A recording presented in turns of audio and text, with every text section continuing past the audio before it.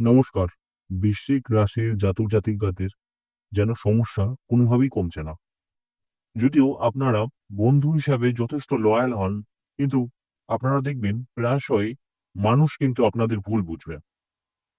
সমস্যা যেন একটা শেষ হয় আর একটা শুরু হয়। কোনোভাবেই সমস্যা আপনাদের পেছন ছাড়ে না। আর আপনাদের জীবনে সঠিক বন্ধু যদি বলতে চায়, সেটা আপনি নিজেই।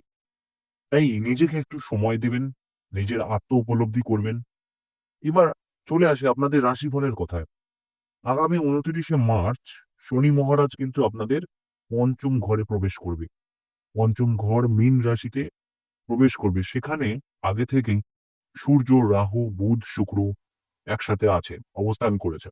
তাই শনি মহারাজের যে মীন রাশিতে প্রবেশ করার সাথে সাথেই আপনাদের পঞ্চম ঘরে কিন্তু পঞ্চ মহাগ্রহ যোগ এটা কিন্তু গঠিত হচ্ছে। এবার এই যোগটা কি? অনেকে বলে থাকে যে এই পঞ্চগ্রহ যোগ একটি শুভ যোগ।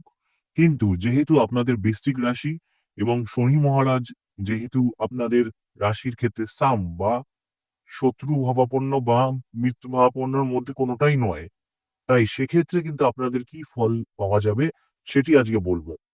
আপনাদের পঞ্চম ভাব কি? পঞ্চম ভাব হচ্ছে ভালোবাসা, সন্তান, রোমান্স, আপনাদের ক্রিয়েটিভিটি ইত্যাদির ঘর কিন্তু এই পঞ্চম ভাব।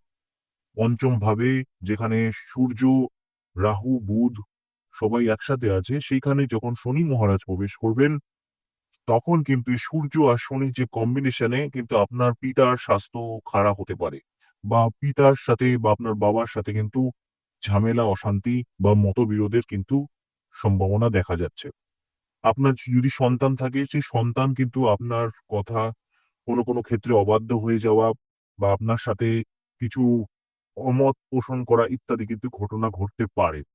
যারা সন্তান নেওয়ার পরিকল্পনা করছেন, তাদের ক্ষেত্রে কিন্তু এই পরিকল্পনায় আরো দেরি বা বিলম্ব হতে পারে। যারা নতুন রিলেশনে আসতে চাও বা নতুন রিলেশনে আসতে যাচ্ছ, তাদের ক্ষেত্রে কিন্তু সেটা কিছুটা বাধার কারক হয়ে যাবে। কারণ শনি মহারাজ যেহেতু উনি একটা নিসর্গিক প্ল্যানেট, সেই কারণে কিন্তু সেখানে প্রেম বা ভালোবাসায় কিন্তু কিছুটা বাধা তিনি প্রদান করবেন। আর যারা অলরেডি রিলেশনশিপে আছো, তাদের রিলেশনশিপ কিন্তু আরো অনেক বেশি ম্যাচিউর হতে পারে। তাছাড়া শনি মহারাজের দৃষ্টি কিন্তু আপনাদের ২য় ঘরে যাবে। সেই কারণে আপনারা লং টার্ম ইনভেস্ট করার কথা ভাববেন। কোনো কারণে শর্টকাট পদ্ধতি অবলম্বন করবেন না। আপনারা কাজের জায়গায় যথেষ্ট সিরিয়াস হবেন এবং ফাঁকি মেরে যদি কাজ করে থাকেন, তাহলে শনি মহারাজ কিন্তু আপনাদের সেই ফাঁকটায় কিন্তু ফাঁকে ফেলে দেবে। ঠিক আছে? অবশ্যই ভালো থাকবেন। ধন্যবাদ সকলের সাথে